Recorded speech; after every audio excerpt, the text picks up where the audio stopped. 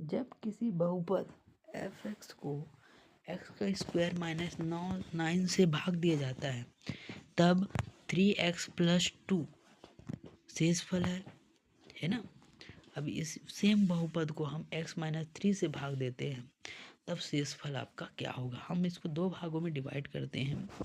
यदि कोई function of आपके पास कोई फंक्शन ऑफ x है,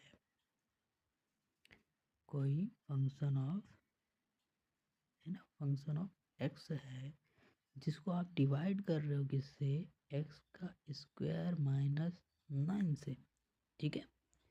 ये यदि आप डिवाइड कर रहे हो तो उसका जो शेष फल आ रहा है वो कितना आ रहा है, 3x+2 है ना। तो ये हम क्या मान लेते हैं, ये इसका क्या है, फंक्शन ऑफ ए, जो कि इसका क्या है, शेषफल है, ठीक है। इतना हमारे हमको क्लियर हो गया। देन अब हमको क्या करना है, अब जैसे कि आपका फंक्शन ऑफ एक्स को हम किससे डिवाइड कर रहे हैं, x² माइनस 9 से, है ना। तो जैसे होता है भाज्य गुणित भागफल, है ना, होता है। तो ये उसका एक पार्ट हो गया, इसने, है ना, इसका दोनों का गुना प्लस शेषफल, ऐसे ही होगा हमारा फंक्शन ऑफ एक्स। तो हमने उसी रूप में इन चीज़ों को लिख दिया। अब जैसे कि ये होगा आपका x² माइनस 9 है यहाँ पे, इसको दो भागों हमने बांट दिया है, x-3 और x+3 में, ठीक है। ये इसमें भी कोई दिक्कत नहीं होगा।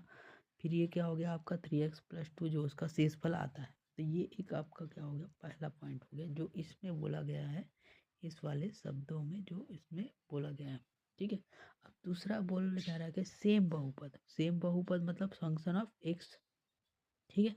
उसी को ही हम किससे डिवाइड कर रहे हैं, x-3, मतलब इतने पार्ट में, है ना, इसको किससे डिवाइड कर रहे हैं हम लोग, x-3 से, है ना।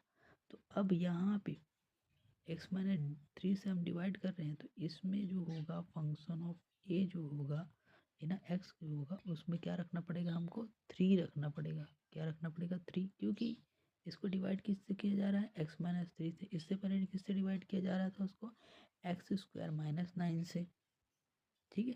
तो यहाँ पे हमको, है ना, प्रमेय के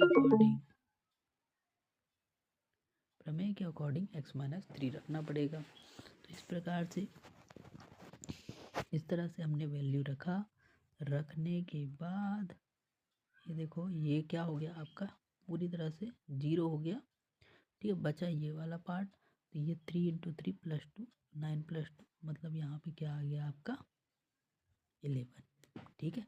अब यहाँ पे ध्यान देने योग्य